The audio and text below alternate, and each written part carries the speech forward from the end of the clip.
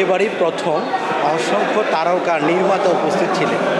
একটা জিনিস আপনাদেরকে বলি, যেটা হচ্ছে যে এই অনুষ্ঠানটাতে আমরা শুধু নির্মাতাদেরকেই দাওয়াত দিই এবং পাশাপাশি হচ্ছে কিছু সাংবাদিক বন্ধু যারা আছে আমাদের, তাদেরকে আমরা ইনভাইট করি।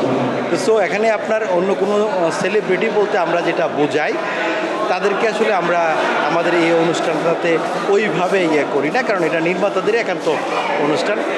আর সবচেয়ে সিনিয়র যে নির্মাতা যারা ছিল এবং তারকা নির্মাতা যারা, যাদের কথা আপনি বললেন, সবাই তো ছিল উপস্থিতি। তো আপনি যথেষ্ট উপস্থিতি আমি দেখতে পাচ্ছি এবং এখনও তো অনেক নির্মাতা শিল্পী আছে।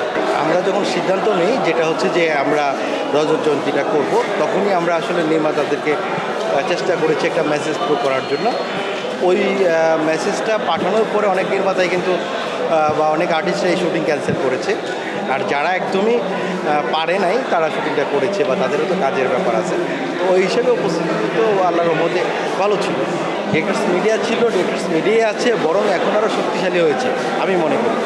বিচ্ছিন্ন কিছু ঘটনা থাকতেই পারে, বিচ্ছিন্ন কিছু ঘটনা বলতে হচ্ছে যে আপনি শিল্পীদের কথা বলবেন তো, যে তারা অনেক সময় নিয়ন্ত্রণ করার চেষ্টা করে নির্মাতাদের, এটা আসলে বিচ্ছিন্ন ঘটনা, এটা বিচ্ছিন্ন ঘটনা। ডিরেক্টরস মিডিয়া ছিল, ডিরেক্টরস মিডিয়া আছে। আমরা এখন আপনার খুব যে বেশি যে গুরুত্ব যে ইস্যুগুলোতে দিচ্ছি, এই ইস্যুগুলো হচ্ছে এরকম। অলরেডি আমরা রাষ্ট্রযন্ত্রের সাথে অনেকগুলো মিটিং করেছি। আমাদের আসলে দেখেন একটা কল্যাণ ফান্ড আছে সরকারিভাবে, যেটা হচ্ছে শিল্পী কল্যাণ ফান্ড। আমরা চাচ্ছি গভর্নমেন্টের কাছে, আমরা আবেদন করেছি যে আমরা টেলিভিশন ইন্ডাস্ট্রিতে আমরা একটা টেলিভিশন নির্মাতা কলা কৌশলীদেরকে একটা ফান্ড ক্রিয়েট করার জন্য গভর্নমেন্টের সাথে আমরা কথা বলছি।